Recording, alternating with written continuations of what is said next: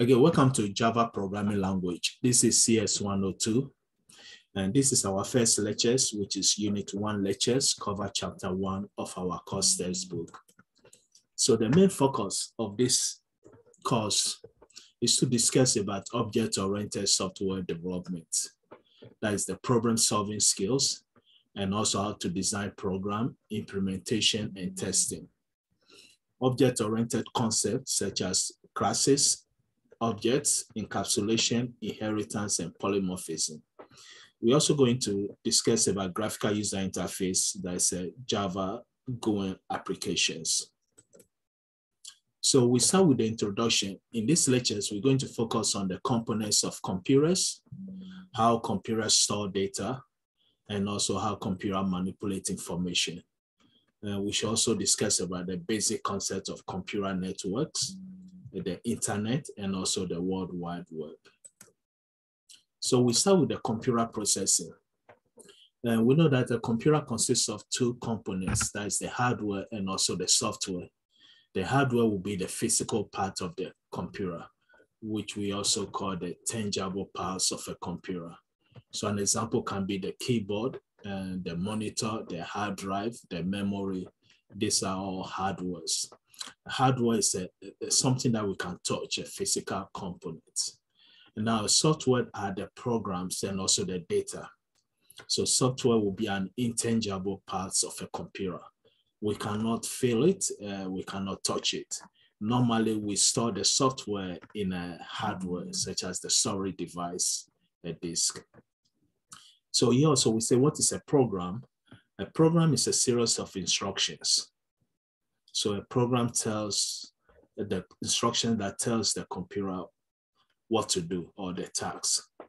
And normally a computer requires both the hardware and also the software. Each is very essential, useless without the other. So again, a computer system consists of the hardware and also software. We can't have only the hardware or only the software. It's both together.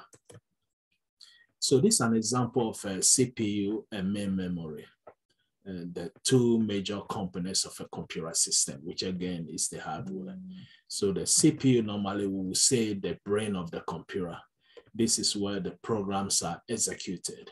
So here we say central processing unit, a chip that executes the program commands. The main memory is where data is stored temporarily. So the data that the computer will be using, or for example, when we start our computer, we have something called the booting process. The operating system will be loaded into the main memory. If I want to work with any data or any program, this program must be loaded to the main memory when I open it. So main memory is the primary storage area for programs and also data that are in active use. We also have the input and output devices. So an input device would be any device that make it possible for us to input a data into our computer. So an example can be the keyboard, and the mouse, and also the touch screen.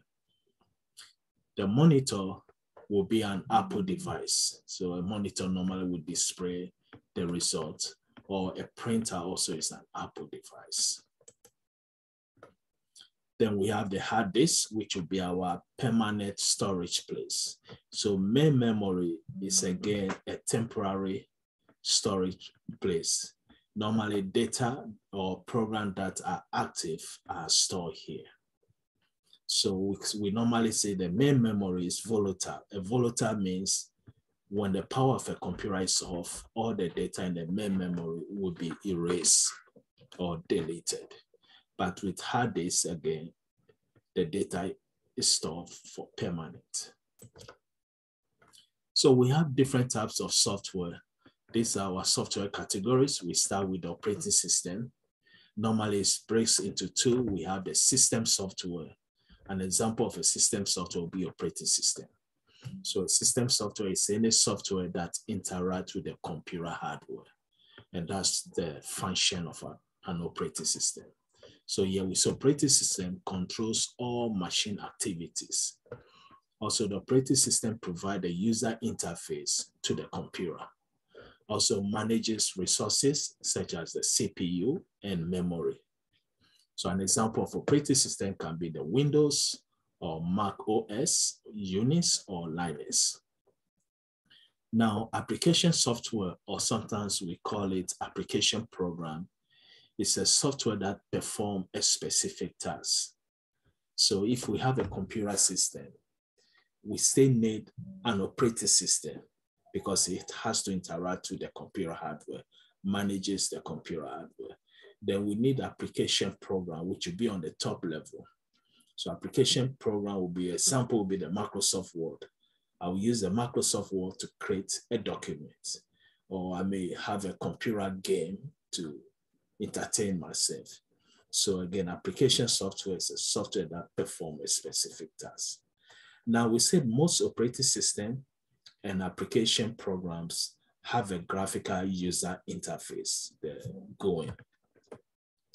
And for example, the computer I'm using now is a GUI, which make it possible for me to use the mouse. And also we have icons to click on desktop. Now there are two types of data, or I would say signal, analog and digital. So here we say there are two basic ways to store and manage data. The analog, which is continuous in direct proportion to the data represented. Example would be a music on a record album. This would be an analog signal. And needle writes on ridges in the groovings that are directly proportional to the voltage sent to the speaker. Now, a digital is very important as the data in a computer system. So a digital will be information broken down into pieces, and each piece is represented separately. And also we have sampling, which is record discrete values of the analog representation. So example, music on a compact disc. The disc stores the numbers representing the specific voltage level, which is sampled at a specific times. So digital information, as we said, computer normally store all data in a digital form. And this data can be numbers, can be text, graphics, image, audio, video, or program instruction, but they are all stored in digital form. So here we say in some ways, all information is digitized, breaking down into pieces and represented as numbers. So what is a binary numbers? Here we say once information has been digitized, now it is represented and stored in a memory using the binary number system. Remember, we mentioned binary number system is 0 and 1s. 1 means on, 0 means off. So here we say a single binary digit can be 0 or 1, and also it's called a bit. And normally data is stored in a form of a byte. 8 bits represent 1 byte. So 1 character stored in a computer have 8 bits, which is 1 byte. So devices that store and move information are cheaper and they are more reliable if they have to represent only 2 states. Again, if they have to represent only 2 states, which is on and off, or 1 and 0. Now, permutation of bits are used to store values.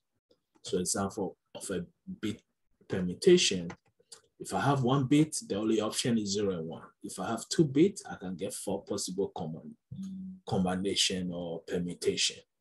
Actually, this would be combination means the order is not important, but permutation means 0, 1 and 1, 0 are different. So if I have 2 bits, the possible permutations will be 4. If I have 3 bits, the possible permutation will be again 8. Then 4 will be 16. So it's like saying 2 to the power 1, because 1 bit is 2. 2 to the power 2 is 4. So that will give us 4 possible permutations 2 to the power 3 will give us 8 possible permutations. And 2 to the power 4 will give us possible 16 permutations. So the 2 represent the binary digit 0 or 1, the base is 2. And the exponent represent the number of bits. So next we move to the hardware components. As we said earlier, the computer hardware can be memory, CPU, hard drive, keyboard, etc. But anytime we are going to buy a computer, our main concern will be the 3 major hardware, which is the hard drive, that is the storage capacity of the computer, the speed, which will be the CPU speed, and also the memory. So we consider the following specification for a personal computer. First, we have the Intel dual-core i7 processor, and this will tell us the speed of the CPU. Then we have 4 GB RAM, that's the size of the memory. We have 750 GB hard disk. This will be the size of the storage device. Then we have our monitor, and if it's possible, if the computer have a wireless system, then maybe we may have 802.11 wireless card for more or less like adapter. So this is our computer architecture. Every computer system consists of a central processing unit, which we will say the brain of the computer. This is where execution takes place. Then the main memory will be the active storage area or the primary storage area. We have a disk controller to control, for example, in this case, the hard drive disk or flash drive. We have a video controller for our monitor. Then we have extra controllers for any other peripheral devices. A peripheral devices is any device that is connected to the computer. So it can be a digital camera, or it can be any external device. Then we have the bus. A bus is more or less like a wiring. So the bus connects all the elements or the components of the computer system together. So this is an example of a memory. Normally, a memory will look like a cell or a small boxes, normally represented as a cell. And each cell have its own unique address. Now, if I'm writing a program, let's say in Java, and I declare a variable will be a memory location where I want to store my data. So I declare a variable and I said the data type for the variable will be int, which means I can only store a whole number or an integer. Now, what happens is that when we declare the variable, the operating system randomly allocate the memory space and also the location for us. So in modern computation, we normally don't interact with the computer hardware, such as the memory. Maybe 50, 60 years ago, the earlier programming, we have to write a code whereby we have to interact with the computer hardware, such as the memory. So this is an example of how data is stored in a memory address 92. And now for simplicity, we are using a whole number here to represent the address, but normally a memory address will be in a hexadecimal form, hexadecimal. And we know data stored in a computer system always will be in a binary form, which we also use the term machine language. So what are the storage capacity? We always buy computers in a store. For example, if I want to buy a flash drive, I may get one for 10 gigabytes. I may get one for 1 gigabyte, 2 gigabytes, etc. Now we use the term bytes because computers store data. Each character have 8 bits, and 8 bits represent 1 byte. So if we say a size of a flash drive is kilobyte, it means we can store 1,000 characters or the numbers into the computer. Kilo means 1,000, but in actual sense, it's 1,024 because it's 2 to the power 10. Megabyte means million, but it's 2 to the power 20, so a little bit over a million, etc. We have gigabyte for billions, so terabyte, and also petabyte. So a main memory, as we said earlier, is volatile. Volatile means When there's no power, all the data in the memory will be lost. So here we say stored information is lost if the electric power is removed. But a secondary memory device is non-volatile, which means whether there's power or no power, the data is still there. And main memory and these are normally direct access devices. So information can be reached directly. And also the term direct access and random access are often used interchangeably, which means we can. Now we have sequential access. Sequential access means if I have 100 data and the data I want to access is in number 5 position, or let's say number 20, I have to go through number 1, 2, 3 in sequential order till I reach 20. But if it's direct access, I will go straight to number 20. I don't need to go from beginning. So later on again, we're going to talk the difference of the two. And that's what we mentioned here. Magnetic tape is a sequential access device, since its data is arranged in a linear order. So you must get by the intervening data in order to access other information. Now we have the RAM versus ROM. Again, RAM is the memory, volatile. So the full word RAM means random access memory, direct access. ROM means read-only memory, which means the data is permanently storage. We can't change it. So the term RAM and main memory are basically interchangeable. But ROM could be a set of memory chips or separate device, such as CD-ROM also. So both RAM and ROM are random access or direct access devices. And the RAM also probably should be called the read-write memory because we can change the content.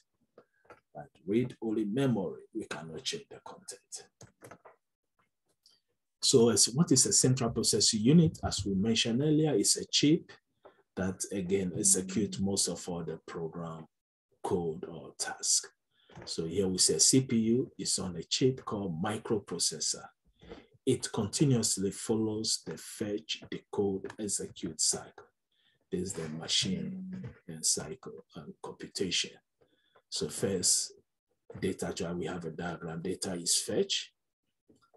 Then we decode it in order for the CPU to understand to execute it. So the process goes by fetch, decode, execute. Fetch, decode, execute. So a typical central processing unit, which is again the CPU, may have what we call the arithmetic logic unit. The component arithmetic logic unit in the CPU normally perform all the arithmetic operations and also logical operations such as making a decision whether it's true or false. Control unit will be more or less the coordinator processing step. The control unit will make sure that data that comes from the main memory to the CPU also may have a special memory we normally call the registers. They are very small storage area. So the control unit will make sure that the data that goes to the register shouldn't be too much and shouldn't be too less in order to optimize the computation process. So when it's too much, we're going to have what we call overflow. Because register normally holds the data, store the data that is being processed in the CPU. That's why most computer design, the registers is inside the CPU. There are some computers also that the registers will be outside the CPU, which we call the cache. The cache also is a special memory, but this memory are between the main memory and again the CPU. So the speed of a CPU normally is controlled by what we call the system clock. And normally a system clock generates an electronic pulse at a regular interval. And these pulses coordinate the activities of the CPU. And normally the speed of a CPU is measured in gigahertz.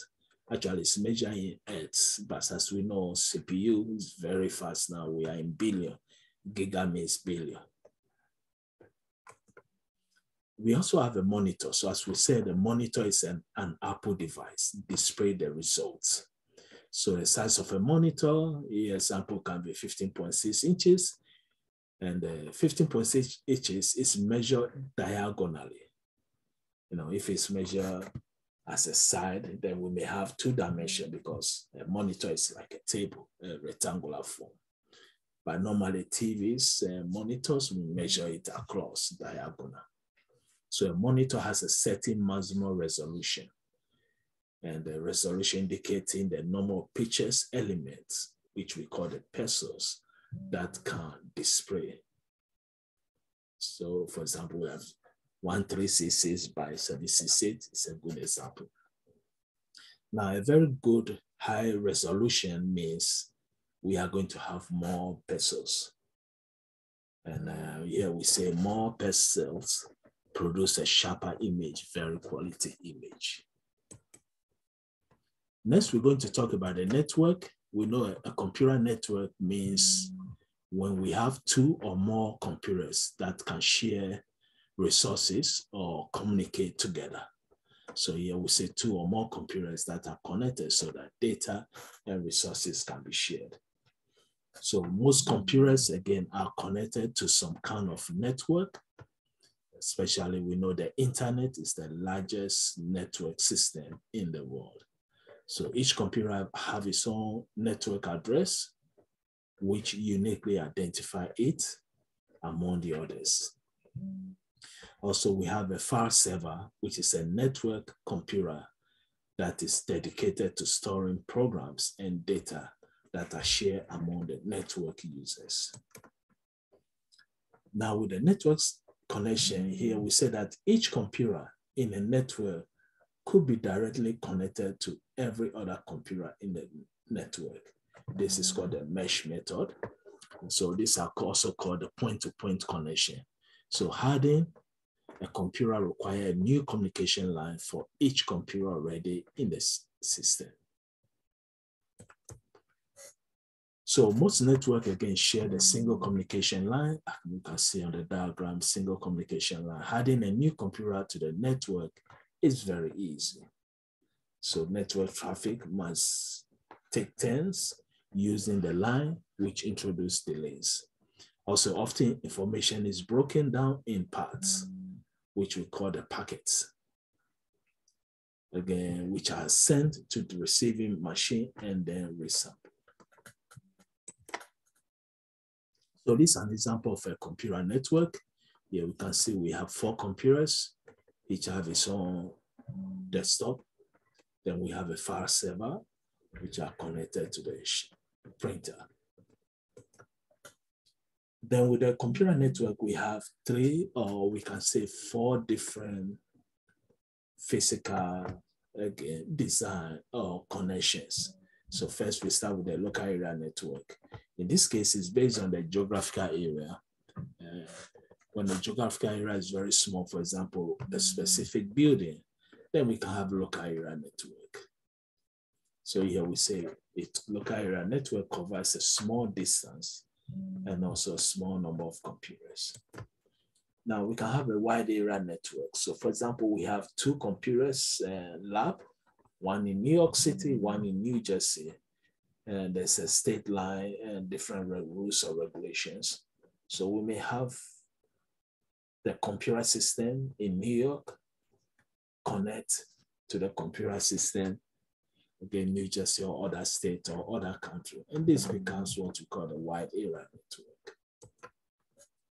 The next is what is an internet. Again, internet is a wide area network because internet is the largest network system which spans the planet. So the word internet comes from the term internet working.